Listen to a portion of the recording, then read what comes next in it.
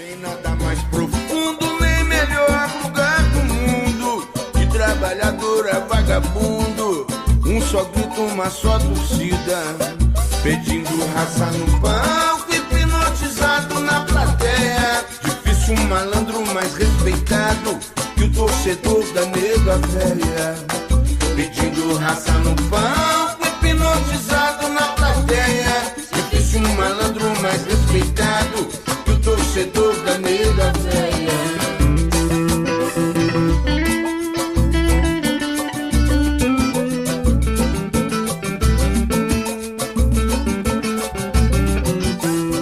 Fala galera, tá começando mais um MacaCast, o podcast do torcedor Ponte Pretano. E claro, você pode seguir aí nas redes sociais, @MacaCast no Instagram, Facebook e Twitter. E claro, Histórias da Ponte e também o Museu da Macaca. Hoje o nosso convidado, nosso entrevistado é nada mais, nada menos do que Marcelo Borges, o maestro aí, considerado pelos torcedores da Ponte Preta em 97. Você esteve recentemente, depois de muito tempo, Marcelo, no estádio Moisés Lucarelli, já pela Rádio Sagres, se eu não me engano, num jogo do Vila aqui da Copa do Brasil. E eu gostaria de já iniciar perguntando isso, né? Depois de muito tempo, pelo que eu saiba, acompanhando suas redes sociais, você voltou ao estádio.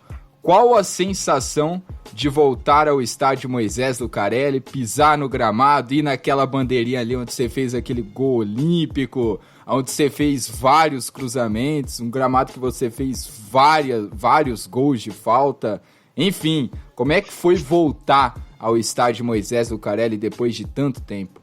Primeiramente, agradecer vocês, né, pela oportunidade de falar com o torcedor pontepretano, a quem eu tenho muita gratidão.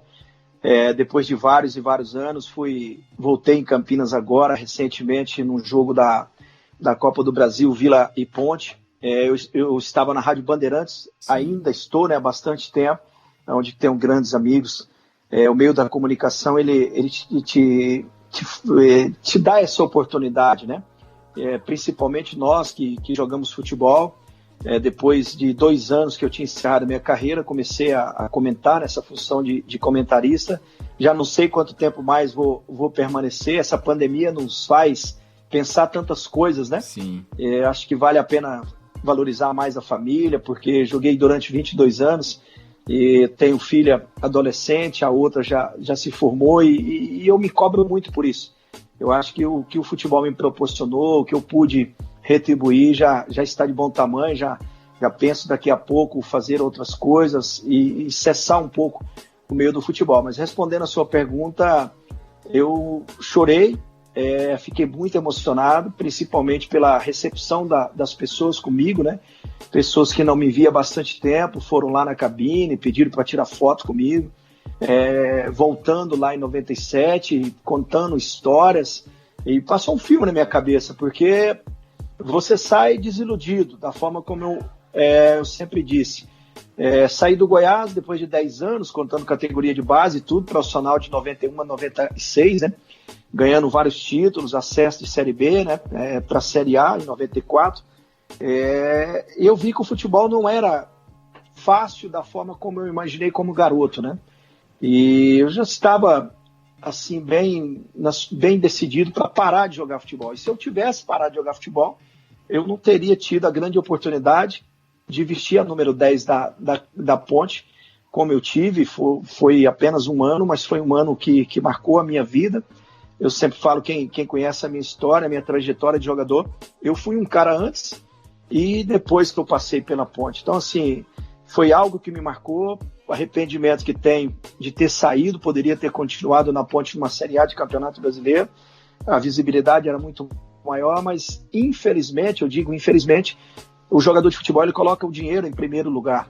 E é um erro, né? Depois que você para, você vê que tinha outras coisas mais importantes. Mas infelizmente, agora não adianta arrepender, a vida que segue, e a gratidão única. É a única equipe, joguei em 26, e é o único time que eu torço, que eu tenho gratidão, tenho um carinho pelo Goiás aqui, por ter jogado 10 anos, mas torcer ficar feliz, ficar triste. A única equipe que eu tenho esse sentimento é a Ponte, porque foi a equipe que mudou a minha vida, né? E quando eu tenho até dificuldades para falar da Ponte, porque eu volto lá no passado e dificilmente eu consigo conter as minhas lágrimas, porque a gratidão ela é enorme. Ô Marcelo, e antes de rodar a galera que tá na mesa, eu queria... Foi difícil, inclusive, o Fred e o Israel, principalmente esses dois, eles têm uma página no Instagram, Histórias da Ponte e Museu da Macaca, que fazem diversas pesquisas e tudo mais.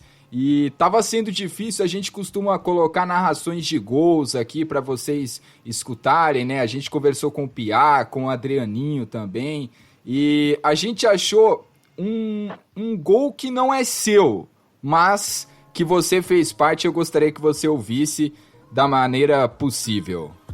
Ficou de frente, bateu! Espalma! Gilberto põe pela linha de fundo. Outro bom momento no time da Ponte, a presença segura do Gilberto. Vamos ver o escanteio, Marcelo Borges bate bem daí. Bateu, olha o toque de cabeça, olha o gol! Gol!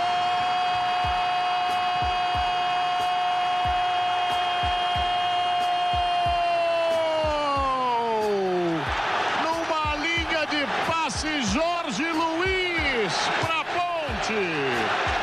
97, eu tenho certeza que foi um ano, e ouvindo esse gol, Marcelo, como que você batia bem na bola, cara? Até hoje o torcedor da Ponte fala, pô, um dos melhores que eu vi bater no falta escanteio foi Marcelo Borges. Mas o que leva, eu sempre digo isso, o que te leva a bater bem na bola, você nasce com dom. Né? Não sei se você concorda comigo e todos aí que estão participando. Aí a repetição no dia a dia, quando eu comecei minha carreira, eu batia 200 faltas por dia. E não tem um milagre você passar a bola por cima do segundo, terceiro homem da barreira e fazer muitos gols como eu fiz na minha carreira. Então todo mundo ia embora. Foi assim, não só na Ponte, mas durante a maioria da minha carreira. No final já não tinha tanta motivação assim mais, mas todo mundo ia lá no Moisés ia embora e eu ficava treinando faltas, repetição. Aí os meninos sempre falavam internamente, poucos caras que eles tinham jogado tinham facilidade de bater na bola. Então Deus me deu o dom e a repetição me levou a fazer grandes feitos na minha carreira. Então assim, eu sempre digo para os garotos, a repetição. Porque hoje o jogador de futebol, ele mal espera acabar o treinamento, ele vai embora, passa o gel no cabelo, pega o celular para falar com a namorada, com a esposa, e já não tem mais aquele comprometimento que tinha no passado, né? Infelizmente, o futebol hoje virou business, né? O jogador quer ganhar dinheiro, empresário, ganha muito mais, e vida que segue. Infelizmente, por isso que a gente não vê mais gols de falta, como via antigamente, uma jogada bem ensaiada, um mini escanteio, até propriamente escanteio, que é mais difícil, porque a distância é maior, né? Para você fazer você tem que ter um bom batedor ali no escanteio. Então, assim, a gente quase não vê mais esse tipo de jogadas nesse futebol atual, infelizmente. E começando por você, professor Israel Moreira, sua pergunta para o Marcelo Borges. Obrigado por ter aceito o nosso convite e falar diretamente com o torcedor pontepretano. Você teve esse momento de recordação quando você esteve em Campinas, e a gente sempre recorda de você, principalmente quando você saiu, depois que você saiu, Marcelo. Pra gente foi, quem viveu aquela geração de 97, que a Ponte até então, ela vinha, no começo dos anos 90, tomava muita pancada. Então, a Ponte teve esse momento brilhante no acesso de 97, e eu sempre falo para a maioria das pessoas que eu converso que esse time de 97 formou uma geração de torcedores aqui em Campinas, que dali em diante a torcida da Ponte voltou de novo, renasceu, e você é um dos responsáveis por isso. Aquele time de 97, aquele meio-campo, Fabinho, Ezequiel, Gris e Marcelo Borges, olha, cara, chega até emocionado. Muito bom. Foi muito bom. Foi muito bom. A pergunta, eu tinha duas perguntas para fazer para você de início. Assim, uma você respondeu, que foi sua saída. Eu vou já falar a primeira. Te incomodou ou não ser chamado de novo de cá? Porque é o que todo mundo falava. E saiba que você, para muita gente, depois do Dicá foi o maior camisa 10 que teve, apesar de ter muita gente ter visto outros jogadores, mas essa geração te elege como o maior camisa 10 que vestiu, que esteve na Ponte. E a sua saída, por que você saiu da Ponte no final de 97? Foi só o dinheiro mesmo? Você saiu da Ponte, foi para a Portuguesa, e a Ponte já na Série A do Brasileiro. O que aconteceu para você não ter ficado no restante, no ano seguinte? Zé, primeiramente dizer a satisfação de estar participando com todos vocês. Sempre falar de futebol é muito bom, em especial quando se trata da Ponte, né? Nunca escondi de ninguém o carinho, a gratidão que tenho. Acho que estou ficando até repetitivo falando sobre isso. Foi um ano especial, foi um momento único na minha vida. Substituir o Dicá é humanamente impossível, né? É o maior ídolo da Ponte, e eu carreguei aquela responsabilidade com muito comprometimento, porque você vestir, eu digo sempre, um manto, que é uma camisa número 10, um time centenário, né?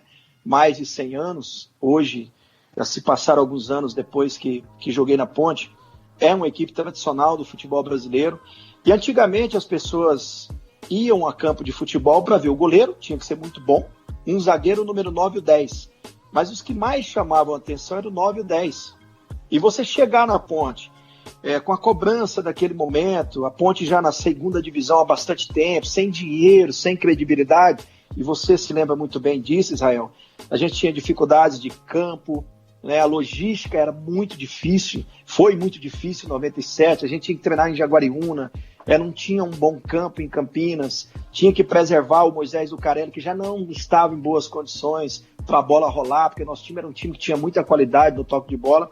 Então, assim, carregar essa responsabilidade foi muito bom para mim, porque o comprometimento ele foi muito maior, e é gostoso, né, você deixar um legado, principalmente de uma instituição tão respeitada no cenário nacional, que é a Ponte. Foi muito legal ser o sucessor do Dicá, posso dizer assim, né? O próprio Dicá falou inúmeras vezes, o Dicá na época era comentarista de um canal de televisão, não me lembro qual, era depois, tinha um programa no domingo à noite, eu participei várias vezes, o próprio Dicá disse: depois que eu encerrei, eu nunca vi um 10 como você, e valorize isso. E ele sabia do meu comprometimento, porque o filho dele na época, que é o Gustavo, que hoje é o gestor de futebol da Ponte, que é um grande amigo que eu tenho, né? Que é um cara que eu respeito muito, tem contratado de forma equivocada, tem errado muito, mas é um cara que tem procurado sempre acertar um percentual alto, porque é um ponte pretano como eu e como vocês. A minha saída, eu até assustei, porque nós fizemos umas 250 comemorações, era de cedo, de tarde, de noite, porque aquele time era bom, mas aquele time também tinha uma pedra de sal aqui, cara, bebia muito.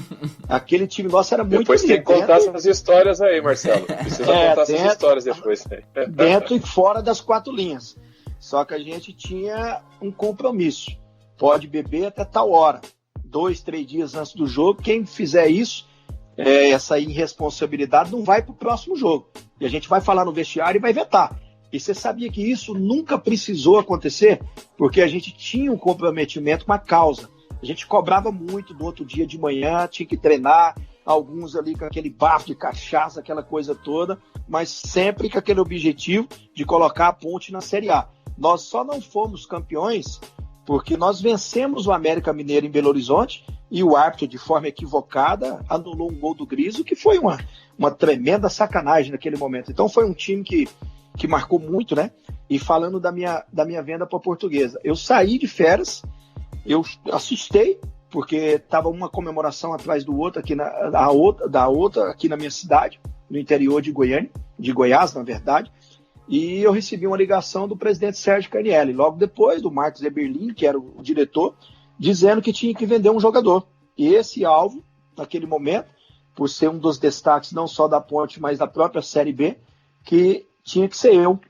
Eu bati o pé falando que não queria sair, que queria disputar uma Série A pela Ponte, mas infelizmente eu fui convencido, né, que a proposta em valores tinha sido muito boa, e a proposta que a Portuguesa também me fez, já pensando no futuro também, um contrato de 3 anos, aí não teve como não aceitar naquele momento, mas foi a pior decisão que eu tomei na minha carreira. Eu cederia vários imóveis que o futebol me deu para ter jogado mais 1, 2 anos na Ponte. Você pode ter certeza disso, e quem me conhece sabe que não tem hipocrisia nenhuma.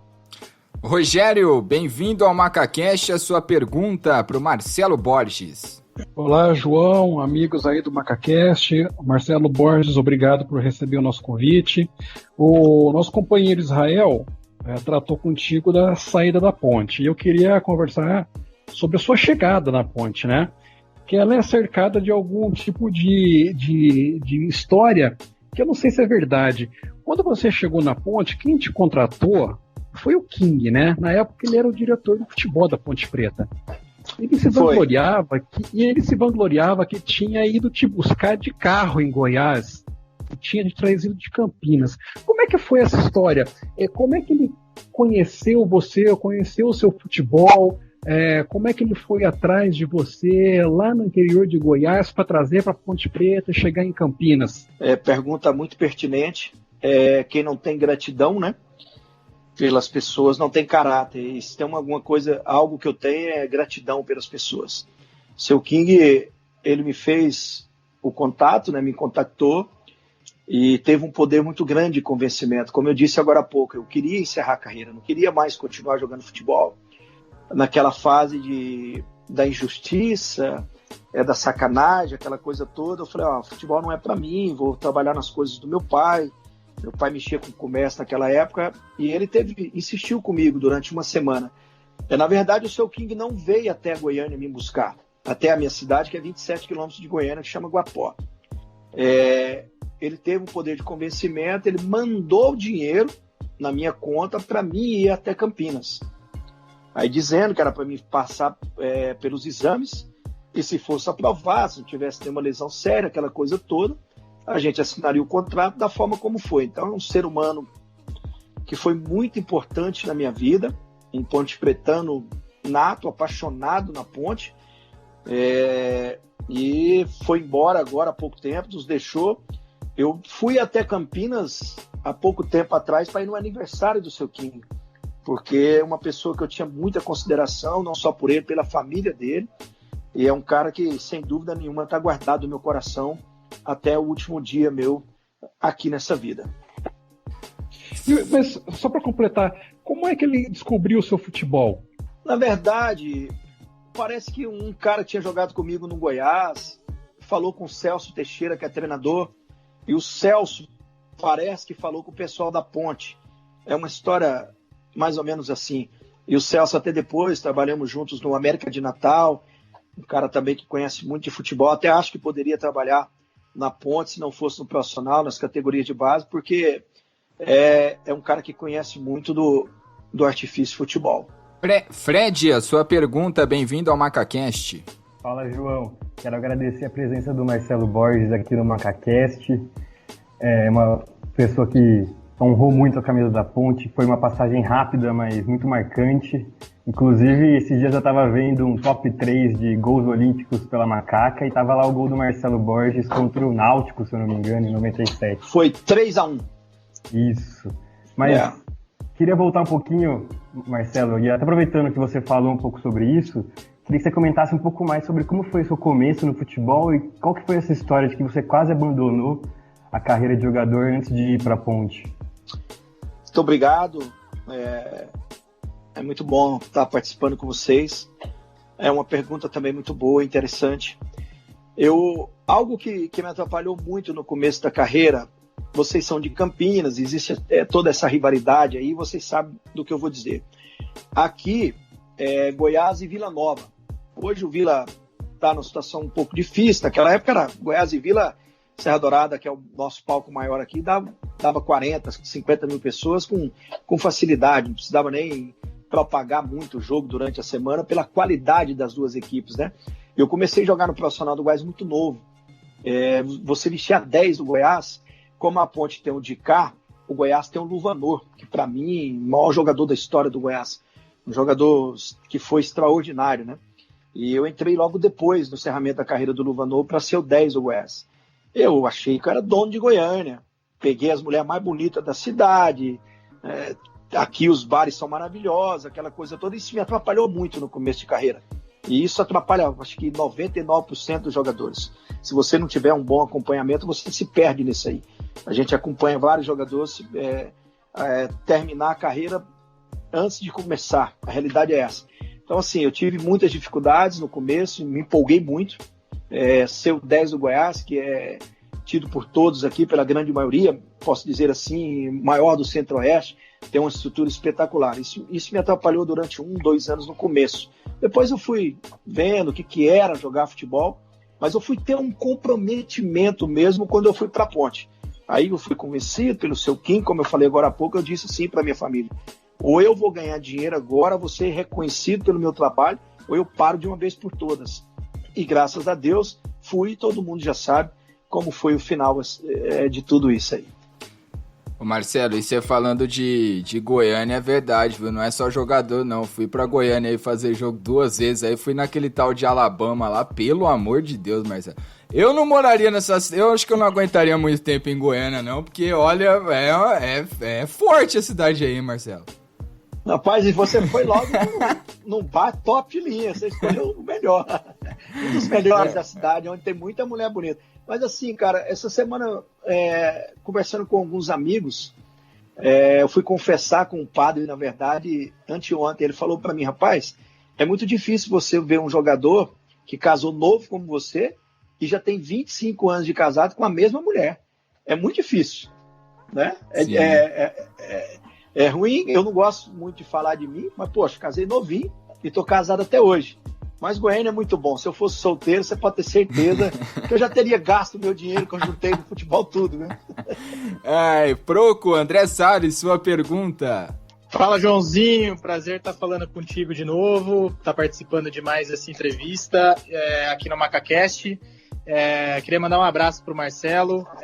Antes de tudo, eu queria dizer que eu sou nascido em 91, né? Então, em 97, quando foi a passagem do Marcelo Borges aqui pela Ponte, eu tinha 6 anos de idade. Eu acho que o Fred é até um pouco mais novo que eu, mas então a gente não viu com aquela intensidade, né? A gente pode até ter ido para o estádio um jogo ou outro, mas não lembra do que acontecia dentro de campo, porque a gente era muito pequeno na época. Mas a gente ouviu tanto falar dos mais velhos, dos familiares e tal, que a gente vai criando um imaginário desses jogadores, né? E é muito bacana quando a gente tem uma oportunidade de conversar com esses ídolos dessa época, que a gente ouviu tanto as pessoas falarem, e a gente foi criando na nossa cabeça um imaginário desses grandes jogadores que passaram pela Ponte. A minha pergunta é mais especificamente sobre a torcida pontepretana. Marcelo, eu queria que você falasse um pouco da relação com a torcida naquele ano de 97. Foi um momento muito difícil na história da Ponte, né, como até o Israel estava falando, talvez uma das sequências aí mais difíceis, muitos anos na segunda divisão do Brasileiro, na Série A2. A Série A2 daquele ano foi muito difícil, a Ponte acabou não conseguindo subir no final, mas passou muito perrengue. Aliás, tem muita gente que diz que a Série A2 é um dos campeonatos profissionais mais complicados de se jogar, né? Por isso eu faço até uma crítica, um apelo aos diretores, departamento de futebol e jogadores da Ponte que não caiam no Paulistão desse ano, porque a Série A2 é muito complicada, e volte o campeonato ou não, tenha rebaixamento ou não, vai ser muito difícil para a Ponte hoje, nos dias de hoje, voltar a jogar uma Série A2, uma coisa que a gente não quer de jeito nenhum. Mas depois daquela campanha memorável da Série B do Campeonato Brasileiro, que você falou que foi um divisor de águas na sua vida, como era a relação dos jogadores, do elenco e sua mesmo com a torcida pontepretana naquele ano que marcou a história do clube? Tem razão André, que você não tem... Pode falar. Antes do Marcelo Borges responder, desculpa, André, só para você ter uma ideia, naquele campeonato de 97 da 2, a Ponte só teve 5 treinadores, tá? Pra você ter uma ideia. O perrengue que a gente passou. Não, aquele ano teve de tudo, né, gente? Treinador que faleceu, Norberto Lopes, foi né? dormir e faleceu. A gente morava no mesmo lugar, foi um susto terrível. A gente morava lá no mesmo condomínio, lá, um apartamento em cima do outro. Então, assim, foi um susto terrível. Então, naquele ano aconteceu de tudo, né? Aí nós só fomos. E teve o Gainete. No final, né? E teve o Gainete que você não se dava bem com ele, né? Na verdade, o seu Carlos Gainete tinha sido meu treinador no Goiás, né? E a gente tinha uma rusgazinha, e quando eu cheguei na Ponte, na verdade, não foi tanto com ele a confusão, foi com o preparador físico, que ele queria que eu subisse a escada. Eu falei, gente, o número 10 não pode subir a escada. Aí como que o 10 vai resolver dentro do campo? Meu joelho vai estar desgastado, meu tornozelo. Aí eu não subi, velho. Ele mandou eu pro vestiário. Eu falei, não vou, ninguém manda em mim. Eu fiquei dando volta no campo. Aí depois teve uma reunião danada. Aí fiquei sabendo que falaram assim, ó, se colocar se não mandar o Marcelo Borges embora, eu vou. Aí eu fiquei sabendo que falaram, então vocês podem ir, então que ele fica. Aí jogaram a responsabilidade toda em mim, aquela coisa toda, mas fazer o quê, né? Faz parte. Agora, respondendo a sua pergunta, e essa voz de garota, aí vocês estão me colocando mais velho. Só tem novo nesse programa aí. Nada, eu já tô com 47 anos, pô. Pô, eu tô chegando já, Marcelo. Eu tô chegando já em você. Tá, esse ano eu vou fazer 48, então assim, não tá fácil, tudo dói, né? Eu tô naquela fase assim, você pedala, no outro dia o joelho dói. Você anda, a coluna dói. Então tem tudo moderadamente. Então, respondendo a pergunta, aquele ano foi tudo maravilhoso na Série B. A gente tinha convicção que tudo ia dar certo. Nós iríamos ter dificuldade, como tivemos, né? Uma Série B não é fácil, ainda mais naquela época que tinha um mata-mata, e nós pegamos um time paulista, aquela rivalidade ali com o 15 de Piracicaba, aquela coisa toda. Foi uma dificuldade tremenda, mas a gente tinha muita confiança no trabalho que estava sendo realizado.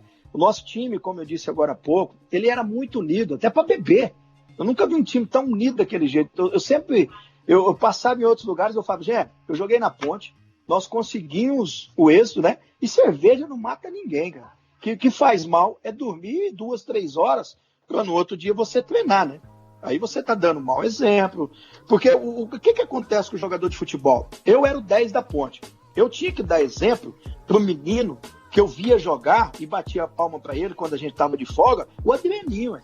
Esse menino jogava muito. Ele era daquele time do juvenil do Luiz Fabiano, que tinha na defesa eu me lembro, o goleiro era o Alexandre, se eu não estiver equivocado. Negri. Era um timaço. Exato. Né? Depois o Alexandre foi titular da Ponte do profissional, era um goleiraço. Então, assim, eu saía do treinamento, a gente ficava lá, os jogadores profissionais, pelo bom relacionamento que a gente tinha na época com a cozinheira, era todo mundo, o ambiente assim, todo mundo abraçou a causa para colocar a Ponte na Série A.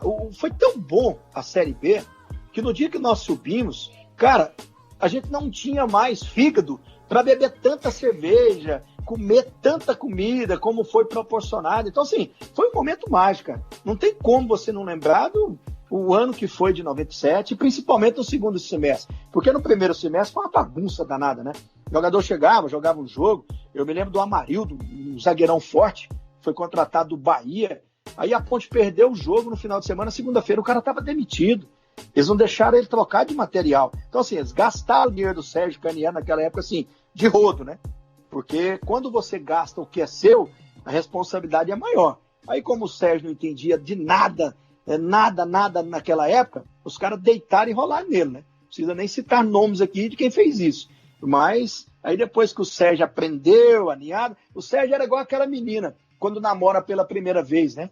Ele entrou com aquele alvoroço, colocando milhões, aí quando ele descobriu que o trem era bom demais, ele falou, peraí, ué, quem vai tomar conta agora sou eu. E sendo uma acorde a tempo, meu amigo, a Ponte teria, o CNPJ da Ponte teria fechado. Com toda certeza. Pode Desculpa nomes, Marcelo. A sinceridade. Não liga, não. Não, eu já falei várias vezes, eu participei agora há pouco aí em outros programas. O Marcos Eberlin, muita tremenda, teve a virtude dele, que ele fez um bom time, um time competitivo em 97, e outros anos também ele conseguiu, mas teve muita coisa errada também, né, gente? Pelo amor de Deus. Quem é Ponte Pretano sabe disso, hein? Ô Marcelo, e nós postamos no Instagram, né, e muitas pessoas mandaram algo parecido. O Bruno Marrone falou que você foi um dos melhores camisa 10 que ele viu jogar na Ponte. O Roberto, esse cara formou muito caráter alvinegro, era uma época de reconquista de identidade. Ô Marcelo, muita gente, nós entrevistamos o Piá, o Adrianinho e agora você. E o Piá falou que dos 26 times, a Ponte foi o que ele mais se identificou. O Adrianinho é Ponte Pretano declarado. também por ter nascido na base aí da Ponte. E tantos outros jogadores que passaram por tantos outros times como você, ainda assim falam, não, torço pra Ponte e tudo mais, passaram por times até maiores do que a Ponte. Te pergunto, não sei se vai ser fácil para você responder, mas o que tem na Ponte? É uma paixão? É um clima diferente? É uma sintonia diferente? Uma energia diferente? O que você sentiu na Ponte que você não sentiu nos outros times, que até você falou aí que você hoje torce só pra Ponte Preta, apesar de ter jogado aí 10 anos no Goiás e 1 ano só na Ponte? É uma energia muito positiva.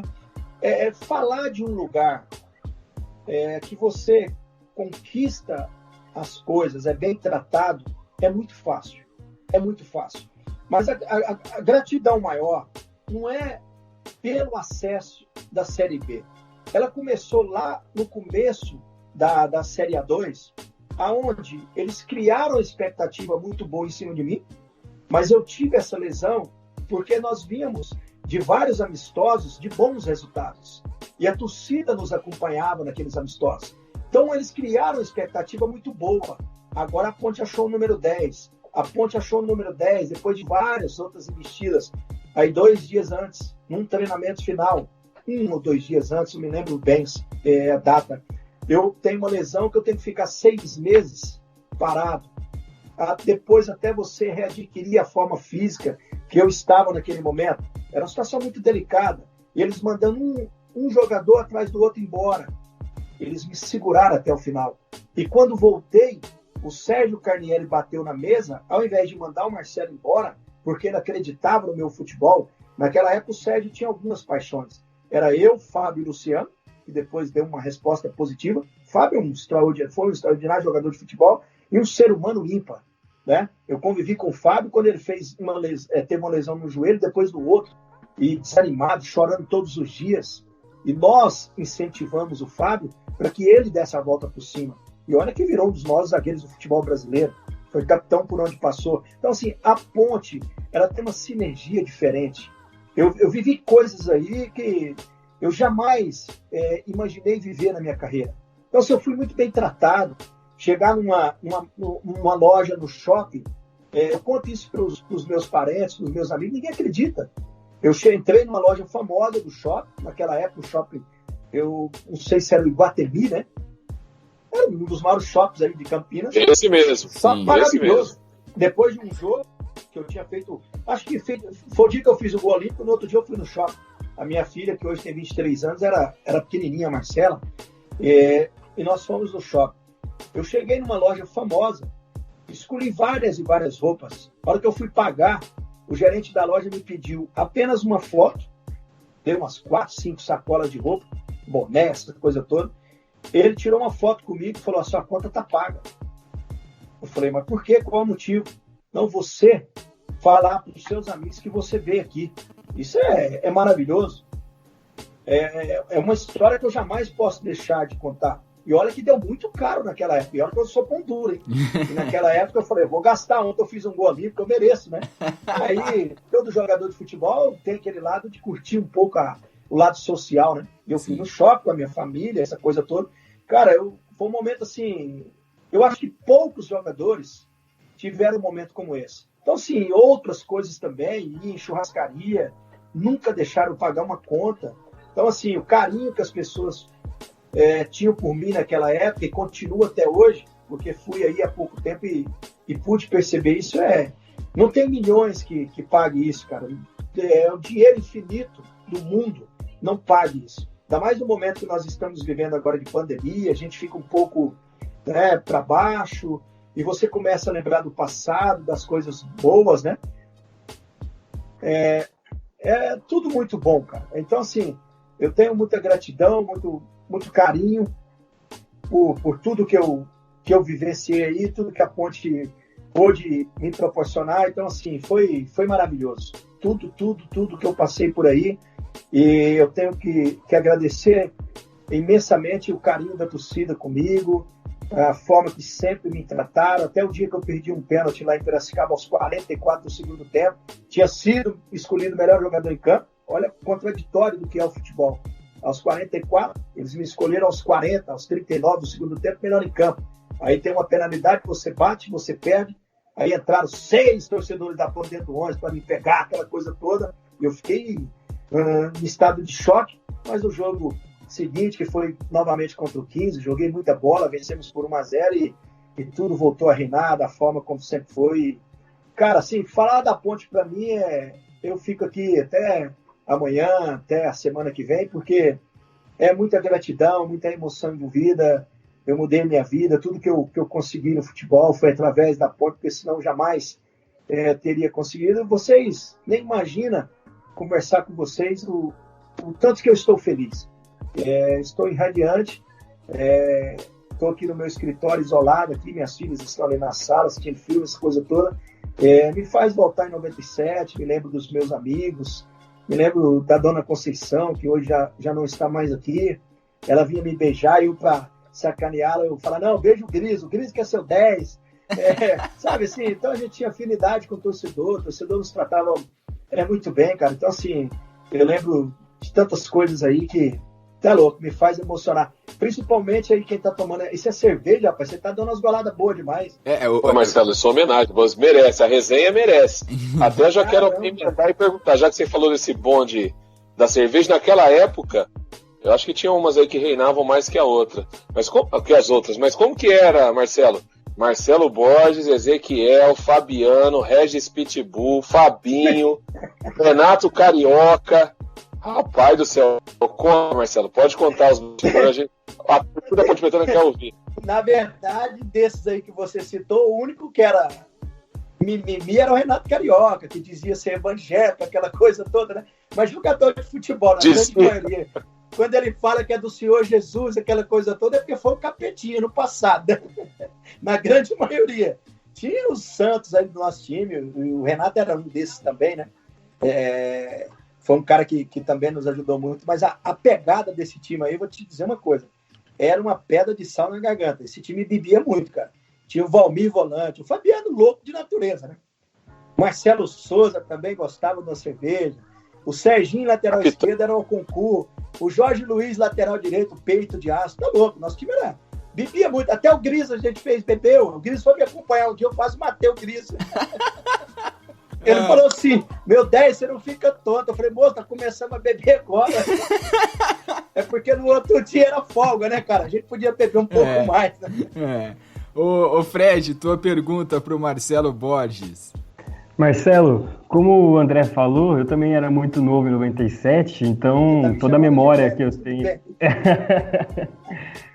Toda a memória que eu tenho dessa época é do que eu vi em vídeo depois ou do que as pessoas me contaram, né? E perguntando pro pessoal, muita gente fala, tal jogo foi mais difícil, não, foi contra o Náutico, não, foi contra o América, não, foi contra o Vila. Então, pra você, qual que foi o jogo mais difícil naquela campanha da Ponte, naquele campeonato? Cara, que pergunta difícil, foram vários. Esse que eu disse contra o 15, por tudo que envolveu a Série B, por ser mata-mata, um rival ali de 30 minutos de ônibus, né? O comprometimento com a torcida que nos apoiou no dia a dia, na concentração, eu acho que aquele mata-mata foi terrível. Olha, foi difícil emocionalmente. No jogo da volta, a torcida fez uma caravana, a gente concentrava no Novo Hotel, vai ficando mais velho, a gente fica, eu acho que era no Novo Hotel mesmo, que a gente concentrou a maioria dos jogos, e a torcida fez uma festa linda, uma carreata no sábado à tarde, sabe, e esse jogo foi no domingo de manhã, e depois desse dia nós bebemos e acabou, tá louco, pelo amor de Deus, fizeram um churrasco aí, haja cerveja, o Sérgio Caniello bebeu junto, e foi uma festa maravilhosa. Eu vou colocar esse jogo, e depois teve aquele jogo que nós perdemos pro Náutico 3-0, lá em Recife, e foi uma tremenda injustiça que fizeram com o Pardal, e demitiram o Pardal dentro do avião. Para mim foi uma das maiores sacanagens que eu vi no meio do futebol, pelo carinho que o Pardal tem com a Ponte, levou a equipe até ali naquele momento final, e levaram o seu Pepe, pelo histórico, por ser o Pepe da seleção brasileira, aquela coisa, teve a sua parcela de contribuição também, mas eu achei uma tremenda sacanagem a demissão do Pardal naquele momento, porque fica aquele gostinho amargo, né? Você pega lá o pôster da equipe que subiu o Pardal não fez parte. Então, assim, tem algumas coisas que aconteceram também que ficou, assim, um gargalozinho de insatisfação. Bom, Marcelo, agora você deu a entrada na pergunta que eu queria fazer. Eu acompanhei de perto a campanha de 97, tinha uma eletricidade no ar em Campinas, né? A torcida da Ponte, ela teve uma das maiores médias de público entre os times da Série B e da Série A naquele ano. Todo jogo era lotado. Você tinha que chegar muito antes para conseguir achar um lugar razoável para sentar, porque era muita gente que estava no campo. E o Pardal estava fazendo uma campanha sensacional.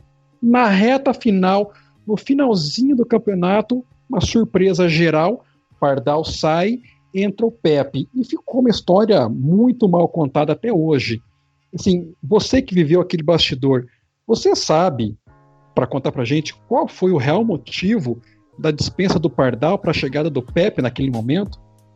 Na verdade, assim, eu sempre respeitei a hierarquia, né? Eu acho que tem que ser assim em todos os setores da vida.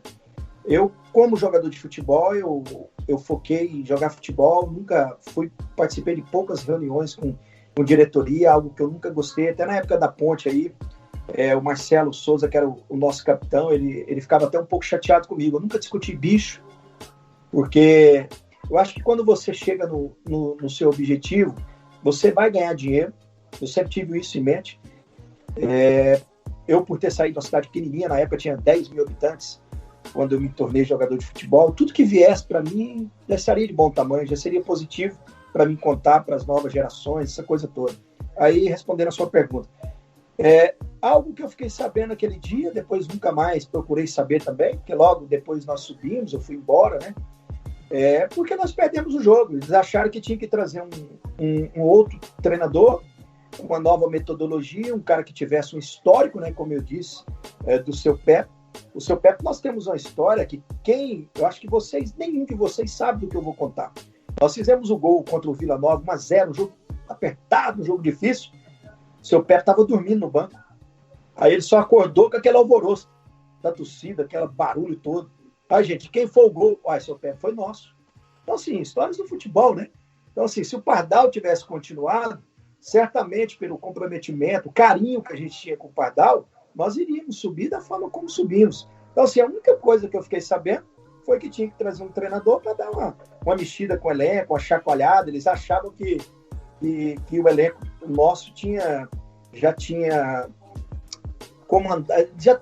o comando dos treinamentos, a hora que a gente queria concentrar, e nada disso. Nós chegamos na reta final, nós chegamos a concentrar uma semana. Algo raro que você vê no futebol de hoje, exceto o Vanderlei Luxemburgo, que ainda tem essas loucuras.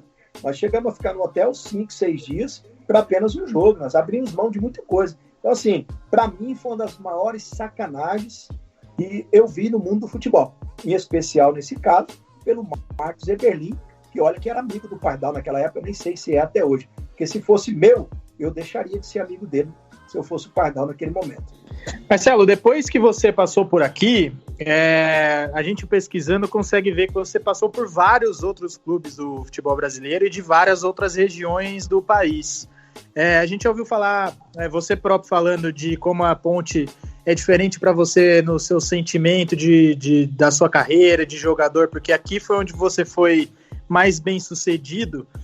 Mas em questão, assim, vamos falar estrutural, em questão de torcida, em questão de clube mesmo, o que você vê que a Ponte tem de diferente, na sua opinião, desses outros clubes pelos quais você passou? De positivo e também de negativo, se tiver algo que venha na sua cabeça de diferente que a Ponte tem desses outros clubes.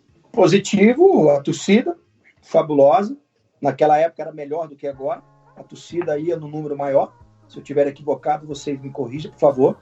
Mas pelo que eu acompanho da Ponte, na televisão, nas redes sociais, dentro do possível, a média de público hoje é vergonhosa, pela tradição. Mas o torcedor não tem culpa. O futebol hoje é medíocre. O futebol hoje, não só da Ponte, o futebol está nivelado por baixo. Hoje você pega um jogador mediano, que naquela época não ficaria nem na reserva do nosso time, porque muita gente se engana no futebol, que você consegue os objetivos apenas com um time competitivo. Não, você tem que ter boas peças de reposição. Nós tivemos jogadores importantíssimos naquela época, algo que a Ponte deixou de ter nos últimos anos. A Ponte sequer hoje ela tem um time competitivo. Quando eu digo hoje, a gente está se referindo aos últimos anos. A Ponte está passando perigando agora, se volta o Campeonato Paulista, tem que vencer os 2 últimos jogos, porque senão cai. É uma situação muito delicada. Então não existe paixão que você seja masoquista. Aí as pessoas gostam de exemplificar o Palmeiras, quando caiu para a Série B, a torcida abraçou. É algo raro. Gostam de exemplificar o Botafogo do Rio quando caiu, o Vasco da mesma forma. Mas o torcedor, ele gosta de ser bem tratado. Um estádio aconchegante, um estádio com a cerveja gelada, com amendoim, com a pipoca, eu trato o futebol, se eu fosse dirigente, como uma peça de teatro. Você paga para ir numa peça de teatro, você é bem recebido. O teatro é limpo, a cadeira que você vai sentar, você toma uma boa cerveja, toma um bom refrigerante, se alimenta muito bem. Então, o dirigente de futebol, cara, ele tem que ter essa sensibilidade. Porque o torcedor que vai lá é um respaldo que você tem para contratar um bom jogador. É desafiar o torcedor. Eu vou montar um time competitivo, mas quero a sua volta. Eu não tenho visto isso na Ponte.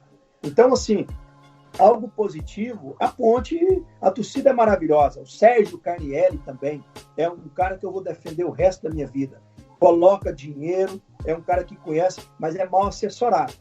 Sei que a gente falar que é mal assessorado, a gente vai ofender um ou outro, né? Ainda mais desse mundo melindroso do que é o futebol. Mas eu não tenho que temer, eu não tenho compromisso com ninguém. Eu tenho com a verdade e com a minha consciência. Então, assim, algo negativo naquela época. A gente tinha que treinar fora, em Jaguariúna, em outros campos. Hoje eu sei que a Ponte hoje tem um CT, e por sinal um CT muito bom. Eu não sei se ele está sendo utilizado no momento, mas pelas imagens que eu tenho de rede social, essas coisas todas, né, dentro daquilo que eu acompanho, hoje tem uma logística bem melhor do que naquela época. Eu faço comparativo, eu joguei no Paysandu, no Ceará também, que tem grandes, uma torcida fabulosa, como tem a Ponte. Mas, assim, eu não tenho o que questionar. O que eu vivi aí em 97, eu acho que poucos viveram e poucos vão vivenciar o que eu estou dizendo. O carinho do torcedor comigo. Então, assim, eu não tenho o que falar. Eu tenho só que agradecer. Até quando tentaram me bater, eu digo que eu perdi o pênalti aos 44, que entraram dentro do ônibus. Até isso eles me trataram com carinho. Vou te dar um tapa, mas um tapa com respeito. Mas, graças a Deus, não teve agressão física. Os caras gostavam tanto de mim que eles não souberam nem me abordar, né? Foi uma abordagem com carinho.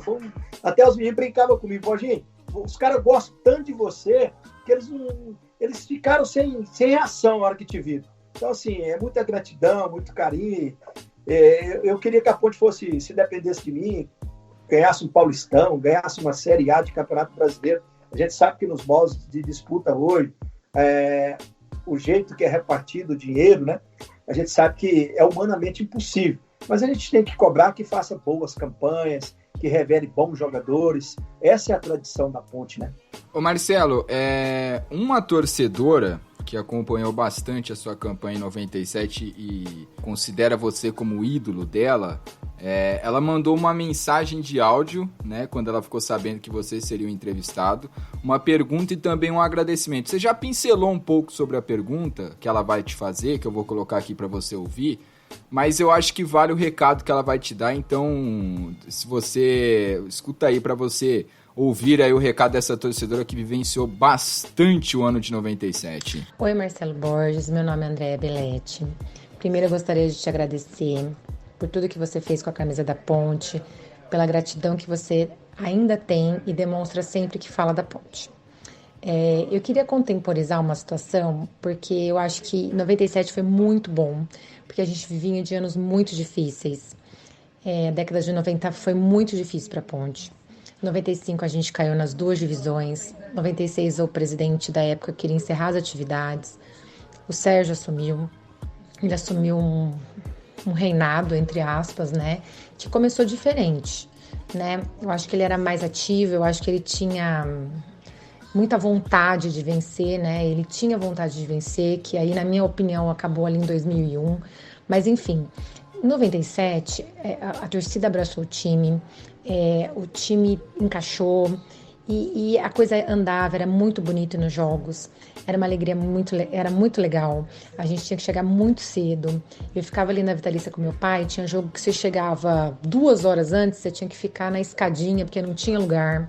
Então, era muito diferente do que é hoje, que você não tem nem 2.000 pessoas no estádio, né? Mas, enfim, a minha pergunta é um pouco chata. Na época, a Ponte trocou o treinador, o Pardal, faltando poucos jogos para acabar o campeonato, e o time estava indo bem. E a justificativa do Sérgio era de que ele precisava de um treinador experiente para que o acesso acontecesse de verdade. E dizem na Rádio Peão que o Pardal estava em atrito com o principal jogador do time, que no caso era você. E eu queria saber se isso era verdade e qual a importância do Pepe pro acesso da Ponte 97. Muito obrigada por tudo novamente. Você é um dos meus ídolos, né? Eu já tive a oportunidade de te ver no estádio algumas vezes, porque você vem e você faz questão de andar no meio do povo ali. Te agradeço por tudo, tá? Um beijo. Que legal. Ela demonstrou que conhece muito de futebol, uma afinidade muito boa com a temporada de 97 em especial.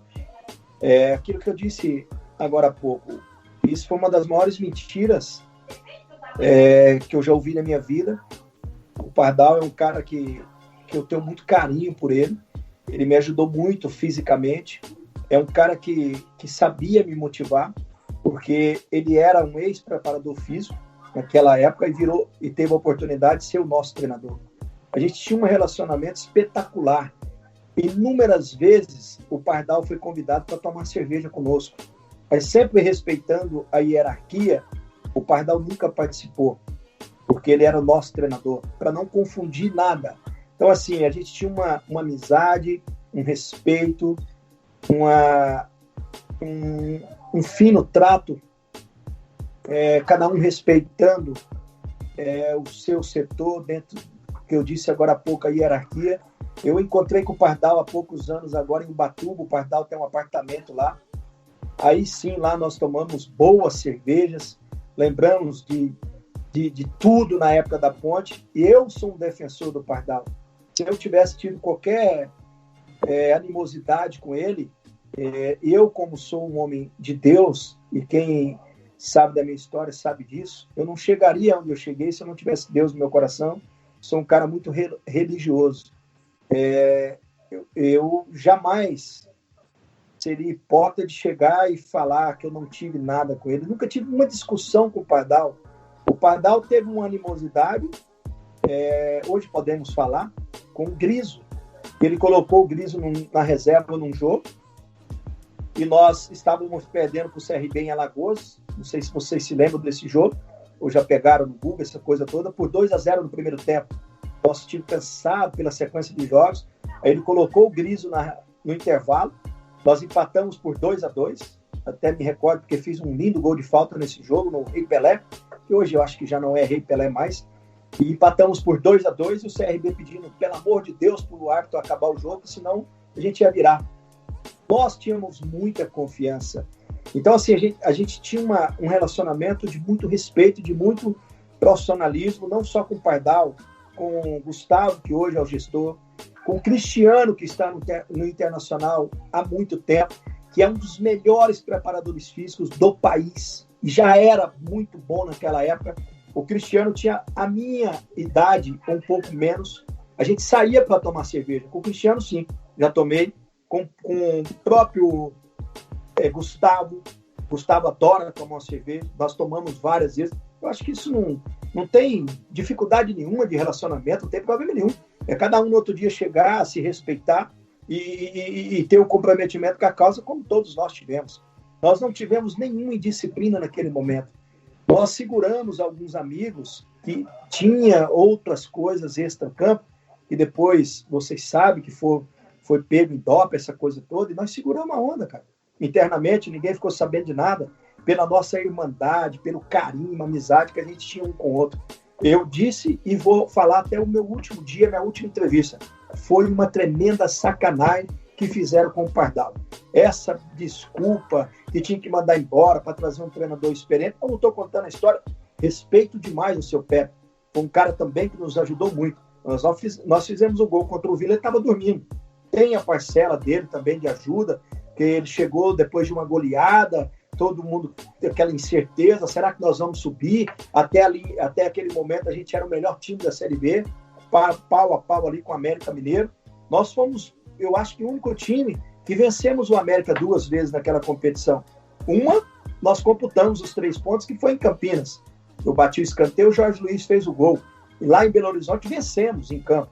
Só que o árbitro anulou um gol, que sei lá o que aconteceu internamente ali, para ele anular o gol da forma irresponsável como ele anulou. Então, assim, é tudo o que eu posso falar sobre o Pardal, tudo que aconteceu, e agradecer a André pela participação e pelo carinho, as palavras dela. Você pode ter certeza que eu me arrepiei aqui na hora e é muito legal. Eu falo da Ponte, falo de 97, você tá louco, tenho que me segurar. Uma Série B que a gente viveu bastante, né, a minha geração pelo menos, foi a de 2014, em que a Ponte acabou desperdiçando o título na última rodada, e a gente falou muito com o Adrianinho sobre isso, porque ele tem uma passagem importante nesse título que acabou não vindo. Naquela época, em 97, existia uma pressão a mais para a Ponte buscar o título, ou o foco era mais no acesso mesmo? Então, a importância, assim, do título da Série B de 97? Não, na Série B, na verdade, a proposta inicial era não cair, né? A mentalidade dos dirigentes era essa. E isso foi nos passado antes de começar a competição. Tanto é que nós viemos para Goiatuba no primeiro jogo e vencemos por 1-0 de ônibus. Fizemos uma viagem desgastante e ninguém questionou, nós entramos dentro do ônibus, ficamos num hotel muito bom, né? E vencemos, a volta foi melhor ainda. Aí a volta foi liberada uma bela cervejinha dentro do ônibus para todo mundo relaxar e dormir depois. Então, assim, foi um ano muito difícil, né? Mas... e depois nós começamos a sonhar dentro da competição. E aí nós fomos resgatando a credibilidade como torcedor. E quando o torcedor abraçou a causa, ficou impossível da Ponte perder dentro de casa. Tanto é que nós não perdemos nenhum jogo. Era um time praticamente imbatível.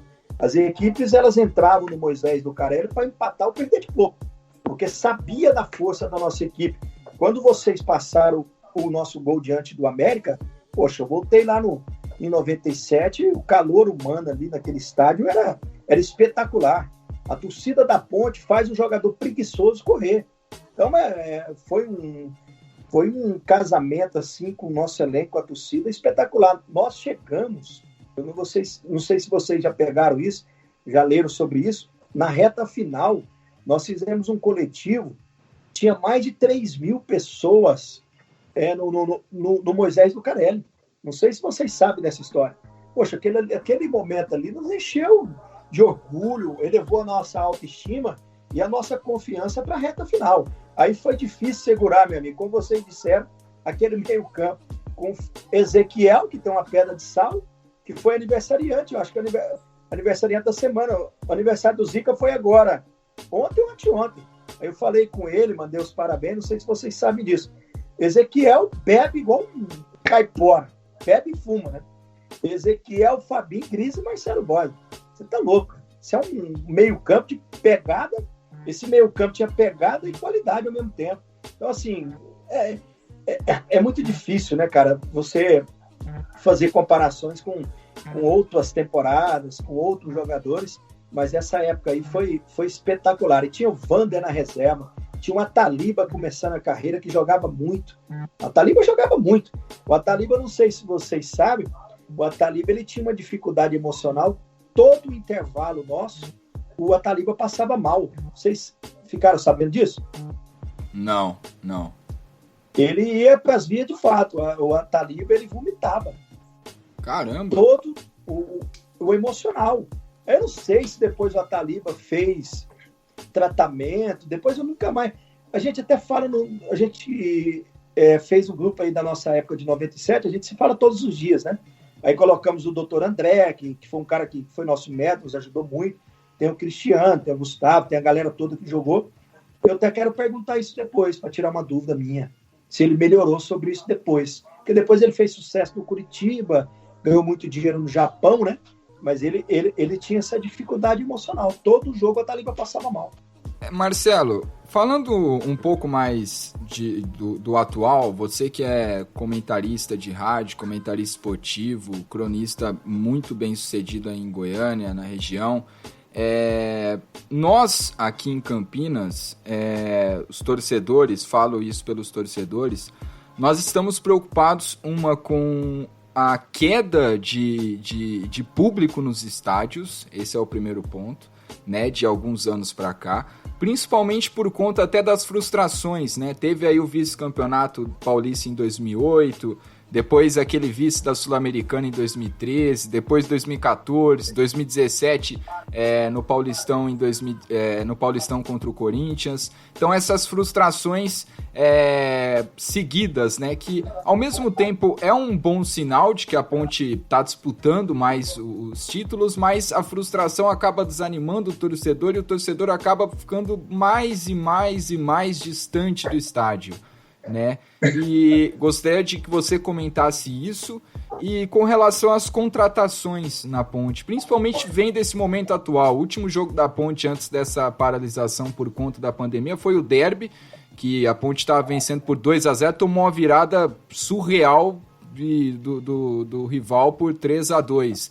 E até conversando com o Piá sobre isso, o Piá fala que ele acredita que você falou, né, que o Sérgio é um pouco mal assessorado, teve um racha político recentemente aqui na Ponte, o Sérgio meio que perdeu o poder, veio oposição e tudo mais, e Piá falou, né, mais ou menos que a Ponte precisava voltar a contratar jogadores que tenham a característica que a Ponte precisa, que saibam o que é a Ponte Preta, né? Que ele até citou aí o Felipe ex-Vasco, que é um craque, um maestro, que veio para a Ponte, mas que não tinha ligação nenhuma com a Ponte. Como é que ele ia contratar um jogador para a Ponte, sendo que ele mesmo não conhecia, não tinha essa ligação com a Ponte?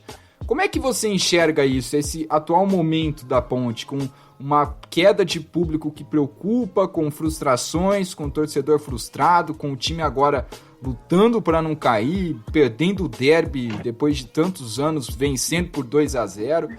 Como que você enxerga isso, Marcelo, como comentarista e como ex-jogador? Assim, eu posso te dizer com toda sinceridade, eu fiquei muito preocupado no jogo da Ponte que eu comentei contra o Vila, aí em Campinas. Eu achei um time muito abaixo do que a torcida merece. Foi assustador o pequeno público, né, do estádio aquele dia, mas é o que vem ocorrendo nos últimos anos. Então, essa gangorra também, disputa finais, aí depois você disputa lá embaixo para não ser rebaixado. Isso tudo mexe com o torcedor. O torcedor, ele gosta de ser bem tratado. Como eu exemplifiquei agora há pouco, que eu acho o futebol tinha que fazer esse comparativo como uma peça de teatro. Então, você só vai no teatro quando você acha bom a peça, uma boa peça de comédia. O futebol, ele é um entretenimento. E para você não vai pagar, e o futebol hoje, o custo é muito alto. Você vai com a sua namorada, com a sua esposa, o filho, você não vai gastar menos de R$200. Porque existe o amendoim, existe a pipoca, o sanduíche, a cerveja. 99% das pessoas que vão ao estádio de futebol, elas trabalharam o dia todo. E nós estamos vivendo um momento muito difícil do país. Não é apenas agora, esse momento de pandemia, de 2 meses para cá. Nós temos 13 milhões de desempregados nesse país. E você pode ter certeza que pós-pandemia agora nós vamos viver uma nova realidade. Jogador mediano, que tem parceria com um gestor de futebol, que tem parceria com empresário, que aí todo mundo toma lá da cá, que vocês sabem muito bem do que eu estou dizendo. Isso é no futebol brasileiro geral, tem nojo desse tipo de coisa. Isso vai diminuir. A televisão já não vai ter o dinheiro que tinha antes dessa pandemia para dar 40, 50, 80, 100 milhões para time de futebol. Eles vão ter que retroceder e fazer um trabalho de marketing para recuperar o prestígio com o torcedor. Não sei se vocês concordam comigo. Essa historinha de jogador que não sabe tocar a bola ganhar R$100 mil, ela vai acabar. Ela vai acabar. Porque o dirigente ele vai ter que ter responsabilidade. Porque a hora que começar a sujar o seu CNPJ, né, o seu CPF ali, ele vai ter um pouquinho mais de responsabilidade. Ele vai parar de... Porque é muito fácil. Você pega um dinheiro de uma instituição, gasta 40 jogadores, gastos astronômicos no começo da temporada. Aí não dá certo, você faz uma campanha ruim, uma campanha pífia, você demite 18. Aí o torcedor que não acompanha o dia a dia fala, peraí, mas tal jogador já foi embora. Aí o gasto. Quem tem que pagar é o cara que mexe com o financeiro, que tem o orçamento todo. Aí se o presidente, que tem um pouco mais de juízo, porque se for mal, a culpa vai cair nas costas dele. Quando vai bem, o gestor aparece. Você pode ter certeza do que eu estou dizendo. E quando vai mal, o gestor de futebol, ele é demitido. Aí a responsabilidade já diminui, porque o cara já vai para outro lugar, ele já abre portas em outro lugar. Infelizmente, o futebol brasileiro é assim. É esquema para tudo quanto é lugar. Então a gente tem que minimizar isso, tem que colocar pessoas honestas no mundo do futebol, tem que mapear melhor. Antigamente era DVD para tudo quanto é lado, o gestor nem via o cara jogando. O gestor de futebol, você tem que fazer um mapeamento. Eu quero tal jogador. Vai no último time que ele jogou, olha o histórico dele da última temporada, quantas lesões ele teve, quantos treinamentos ele participou, quantos jogos ele fez, quantos jogos ele foi substituído. Isso tudo conta. Qual é a característica que ele tem de bom? Será que ele vai me agregar aqui? Qual é a característica da Ponte? É um time de pegada. Mas tem que ter 2, 3 jogadores que possam fazer diferença lá no ataque a hora que a equipe estiver atacando. Eu tenho que ter 2 laterais, um que marca muito bem, o outro que apoia. Eu tenho que ter 2 volantes para jogar no time titular, um que marque, que faz uma boa cobertura dos zagueiros, dos laterais, e o outro com qualidade, como a Taliba tinha, como o Fabinho tinha, e outros mais, que o Mineiro tinha, saiu da Ponte, começou no Rio Branco de Americana, passou na Ponte, foi para o São Paulo e ganhou o mundo. Então, assim, eu acho que tem que mapear melhor. A hora que começar a cobrar do gestor os gastos de forma equivocada na temporada, não só com demissão, ter que devolver um pouquinho do equívoco desses gastos, eu acho que o futebol brasileiro vai evoluir muito mais. Para finalizar aqui a rodada final, Isael, tua última pergunta aí ao camisa 10 de 97, Marcelo Borges. Marcelo, primeiro te agradecer por ter novamente aceito o convite. Nós conversamos pelo Instagram lá pela primeira vez, e toda vez que você curte ou comenta alguma coisa na página do Histórias da Ponte, muitos torcedores me chamam depois no direct. Pô, tem que fazer alguma especial com o Marcelo, tem que publicar. A Andréia mesmo que comentou anteriormente, a Andréia foi a primeira a pedir uma foto sua, uma publicação sua, porque, como eu disse no início, vocês marcaram a geração de torcedores de 97 para cá. E só finalizando, uma das coisas que potencializou a campanha de 97, Marcelo, indiretamente para vocês, quer dizer, diretamente no caso, foi a transmissão da TV Bandeirantes para o Brasil inteiro. O campeonato inteiro foi ao vivo. E mesmo assim o estádio estava lotado. Isso começou na A2, né? A A2 foi transmitida pela Bandeirantes, pelo Luciano do Vale, e que teve um papel fundamental nisso, porque ele era torcedor da Ponte. Então, as TVs abertas não transmitiam segunda divisão, Série A2, nada. Não tinha a febre da TV fechada, então só tinha TV aberta. E o Luciano comprou a briga, transmitiu os jogos da Ponte na Série A2, depois na Série B, os grandes jogos transmitidos ao vivo, e aquilo potencializou muito a campanha e esse renascimento do torcedor. Por isso, meu muito obrigado por ter aceito. Espero que a próxima vez que você vier a Campinas, nós podemos fazer alguma coisa ao vivo, se Deus quiser que passe esse momento ruim tomar que o país está vivendo. Tomar uma cerveja também, né, pô? Todo mundo aí tomar uma cerveja. Pô, a gente precisa, né? Você me viu aqui e me aguçou, agora a gente tá... Acho que depois todo mundo vai ter que beber depois do que você falou do time. Lembrando, todo mundo vai ter que ver gol seu e do time de 97, tendo que abrir mais uma. Muito obrigado, cara. Espero vida longa a você e a sua família. Que assim que você vier em Campinas, nós podemos nos encontrar, te conhecer pessoalmente. Para quem... Eu fui um dos primeiros, pra você ter uma ideia, que pulou o alambrado em 97 e tive que voltar porque a polícia soltou os cachorros em cima de mim. Quando eu voltei, já tá todo mundo dentro do campo. Então eu queria ser o primeiro, acabei não sendo. Mas muito obrigado, boa noite. E, cara, esse carinho que você transmite pela equipe. Como faz falta hoje, com todo respeito aos que estão lá, os 11 que estão, como faz falta jogadores como você, como o Piá, o Ataliba que eu conheci, seu Carlos Eduardo, moleque bom, tá aqui do lado em Paulínia, um cara sensacional, Adrianinho que nós entrevistamos essa semana. Então esses tipos de jogadores, Aranha, esses caras que fizeram a gente ter orgulho de ver vocês no campo e ter orgulho de torcer pra Ponte. Muito obrigado, boa noite, Marcelo. Eu que agradeço vocês pela oportunidade. Falando do Adrianinho, um dia ele deu entrevista, perguntaram a ele quem ele queria ser, né? Quando fosse jogador profissional, ele falou de mim, cara. E isso nunca saiu da minha cabeça, né? O carinho que ele tinha por mim, o respeito. Ele juvenil, juniores, e eu já no profissional, gozando de um prestígio com o torcedor, né? Aí ele falou, não, eu quero ser o Marcelo Borges. E eu acho que ele foi muito mais além do que eu, porque ele jogou em grandes times do futebol brasileiro depois da Ponte, e eu não tive essa oportunidade. Eu fui para um time que tinha uma estrutura melhor, que era a Portuguesa, mas a torcida muito pequena, né? Mas deixa isso para lá, para não criar polêmica. Eu tenho muita gratidão por todos vocês, pessoas que ainda não me conheceram pessoalmente. Eu quero ter o prazer, quando a Ponte voltar agora, depois dessa pandemia, se Deus quiser, todos nós vamos passar por tudo isso, cada um fazendo a sua quarentena. Eu estou aqui em Goiânia há mais de 2 meses, sem trabalhar, sem participar do dia a dia, apenas por telefone, porque eu estou cuidando da minha mãe, cuidando da minha família. Espero depois passar tudo isso. Espero que vocês tenham gostado da minha participação.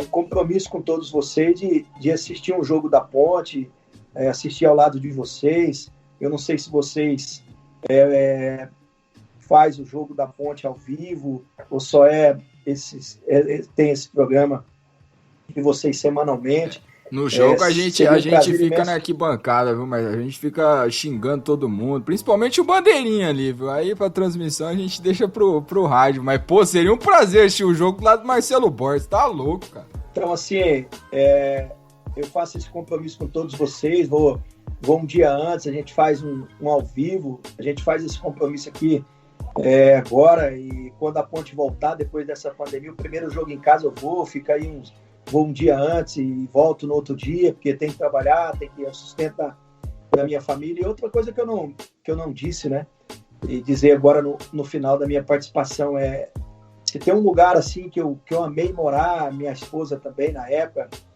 que deu muita dor no coração de ir embora, porque parece muito com Goiânia, né? Até a gastronomia, o jeito de viver, tudo é Campinas, né? Então, um lugar assim que eu tenho guardado no meu coração, onde eu morei, onde eu gostava de ir, comer pizza, tomar cerveja, ir no shopping. Eu adoro shopping, né? Goiano adora shopping, aqui não tem praia, aí você tem que ir pro shopping, que tem muitas cervejarias, essa coisa aqui faz muito calor, aí eu adoro ir pro shopping, tomar cerveja e tudo. Então, assim, com muito carinho, pela gratidão por todos vocês, eu quero assistir um jogo depois dessa pandemia, ao lado de todos vocês aí, a gente comer um amendoim e tomar cerveja o jogo todo e torcer pra Ponte.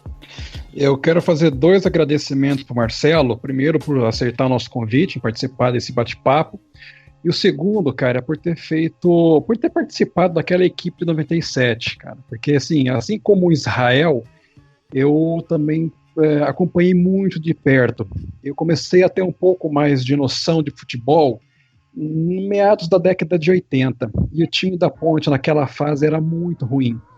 E para conseguir sobreviver a uma fase ruim por quase 10 anos, que foi o tempo que a Ponte levou para subir em 97, né? Tem que ser muito resistente. E eu consegui passar por esse deserto, e quando eu cheguei em 97, naquele campeonato de acesso, até me emociono, porque pouca gente sabe, são os meus amigos mais próximos, a Ponte jogou no domingo de manhã, né? 11 horas da manhã, estádio lotado. E eu capotei meu carro na madrugada de sábado para domingo, 6 horas da manhã. Não foi culpa minha. Pois não foi culpa minha, mas eu passei das 6h30, mais ou menos, da manhã até 9 horas no pronto-socorro. E eu saí de lá e fui direto pro campo. E ainda pulei alambrado, viu, Israel? Consegui pular alambrado. Pô, você teve a honra, eu tive que voltar, Rogério. E assim, você ter participado daquele campeonato foi sensacional. Então, te agradecer de coração por ter conseguido o acesso, que era muito sofrido para a torcida da Ponte. E só uma curiosidade, você foi substituído naquele jogo contra o Náutico, né? Você ficou no vestiário ou no banco de reserva para ver aquela defesa do Fabiano no finalzinho do jogo, cara, que eu quase infartei do coração. Obrigado, um abraço. Obrigado. Enquanto você estava reportando tudo que aconteceu com você, com a Ponte, na verdade, você tirou lágrimas dos meus sentimentos, né? Se todas as vezes que eu participo falando da Ponte, eu me emociono muito, porque eu ganhei muita coisa, cara, através da Ponte, sabe? Não só o reconhecimento, mas eu pude formar uma irmã, formar uma sobrinha, dar coisas melhores para os meus pais, sabe? E isso não tem nada que paga. Nada que possa me fazer esquecer isso. Então eu lembro de tudo como se fosse hoje, porque na época que eu fui para aí, eu tinha comprado um carro jovem, né? Você acha que no mundo você tem que se apresentar, ainda mais jogador de futebol. E eu logo em seguida saí do Goiás, muito decepcionado, e meu carro estava inteirando a terceira prestação, cara. Eu ia ter que devolvê-lo. E a Ponte salvou a minha carreira, salvou muitas coisas. Me desculpa, cara, porque todas as vezes que eu falo, eu lembro muito de tudo que nós passamos e o que Deus proporcionou na minha vida, sabe? Peço perdão para vocês pelas minhas emoções. Que isso? É difícil conter, porque mudou muito a minha vida. Foi um time assim que eu fui muito bem tratado no dia a dia. Às vezes o torcedor nunca fica sabendo as coisas que aconteceram antes dos jogos, né? Muitas das vezes sentindo muita dor e se superando, tomando muita medicação para jogar, para não ficar fora. Eu fui o único cara que joguei todos os jogos. Eu joguei 16 partidas com 2 cartões amarelos, que os companheiros me pediam isso, né? Não toma, a gente não pode ficar sem você. Então, assim, eu começo a lembrar de tudo isso. Eu sou um cara abençoado demais por Deus. Foi muita superação. Então, assim, todas as vezes que eu vou falar, eu não consigo me conter, eu me emociono, porque hoje moro numa casa relativamente boa, sou um cara realizado, ajudei meus pais, hoje não tenho meu pai mais, mas morreu levando a Ponte no coração, porque é muita gratidão, porque o Sérgio Carnielli, a instituição Ponte Preta, seu King, né? Pardal também, que me ajudou muito, Cristiano, que me condicionou fisicamente, foi o melhor condicionamento físico que eu tive durante toda a minha carreira, cuidava da minha alimentação, cuidava de tudo. Então, assim, isso é inesquecível, cara. Eu tenho que agradecer a todos vocês, sim, do fundo do meu coração, e tudo que eu fizer para retribuir a torcida da Ponte, todos vocês, será muito pouco do que fizeram por mim. Então, é muita gratidão. Eu me emocionei tanto que eu esqueci de responder a pergunta. Quando eu fui substituído, porque o Renato Carioca foi expulso, né? Sim. Logo no começo do jogo, eu estava esgotado por ter jogado toda a Série B. Eu fui substituído e fiquei no banco de reservas, torcendo para os meus companheiros até o último minuto. E a defesa do Fabiano foi o lance mais importante do campeonato. Porque se a gente toma o gol naquele momento, acabava o sonho naquela era o último lance praticamente do jogo. E o Fabiano foi um goleiro extraordinário, né? Louco, varrido. Eu brinco muito com ele, nós fomos vendidos para a Portuguesa juntos. Nós fomos embora juntos, até no mesmo carro, dia da apresentação. Eu fui de carona com ele para São Paulo. Então, assim, um grande amigo, um cara assim que eu ia para a casa dele, em Araras. Quantas vezes fomos para lá fazer churrasco. Então, um cara assim, extraordinário. e é um cara apaixonado pela Ponte, né? Já teve a oportunidade de trabalhar aí, eu nem sabia, como gerente de futebol. Na verdade, modéstia à parte, falando dos ídolos da Ponte, eu acho que eu sou um dos poucos que nunca tive a oportunidade de trabalhar na Ponte, né? Mas vida que segue, e daqui a pouco também vou parar de mexer com futebol, até como comentarista, para aproveitar o restinho de vida aí. Quero viver até uns 80, 90 anos, mas com saúde, e o futebol desgasta muita gente. Isso é verdade. Ô Marcelo, aquele jogo contra o Náutico, para mim, foi o principal jogo que eu assisti até hoje da Ponte Preta e foi a maior defesa que eu vi até hoje também pela Ponte Preta. Foi sensacional. Mas o Fabiano, nós tínhamos naquela época nós tínhamos bons goleiros. Pegava o Carlão, que era da base, né? Já estava na idade boa, no profissional, que era reserva do Ricardo Gomes, que jogou alguns jogos, e o Fabiano extraordinário. O Fabiano era um cara muito... Eles, né, o conjunto da obra, eles foram muito bem treinados pelo Mococa, treinador de goleiros. Os caras eram muito bem treinados, eles passavam a segurança na hora dos jogos, a gente sabia que podia. Porque tem goleiro, meu amigo, a verdade é essa, tem goleiro que é mão de pau. Você tem que fazer de tudo para não chegar no gol, porque se a bola for no gol, ela vai entrar, né? E o Fabiano não, passava muita segurança, o Ricardo Gomes da mesma forma, até os meninos, que eram terceiro, quarto goleiros, e a gente via a capacidade deles ali no dia a dia de treinamentos. Ô Marcelo, e para finalizar, eu gostaria que você deixasse uma mensagem, se possível, para o torcedor da Ponte, para esse torcedor que está desiludido. A gente está fazendo um trabalho aqui nesse podcast justamente para tentar relembrar essas histórias, né, durante essa pandemia e depois dela também, que ela vai passar com toda certeza, com fé em Deus, nós passaremos por ela. E nós queremos, né, trazer esses caras, você, outras pessoas também que fizeram parte da história da Ponte, justamente para resgatar essa alma do torcedor pontepretano, né? Então eu queria que você, se possível, para finalizar, deixasse um recado para aquele torcedor que está longe do estádio, que tá decepcionado, que viu 2013, foi pra Argentina, igual eu fui, o Proco foi pra tantos outros lugares aí, Colômbia, São Paulo, viajou pra tudo que é lado e se decepcionou.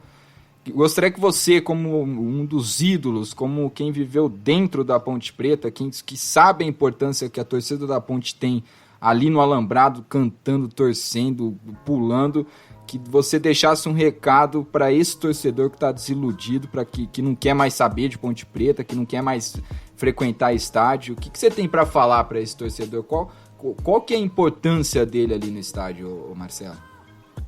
Na verdade, antes da gente falar com o torcedor, nós temos que fazer um apelo para a diretoria, para quem comanda o futebol. Porque a melhor forma de você resgatar a credibilidade com o torcedor é montando um time competitivo. Um time que não faça você passar vergonha quando você for à padaria, quando você for a uma loja, comprar uma roupa, outras coisas, né, que façam parte do nosso cotidiano, do dia a dia.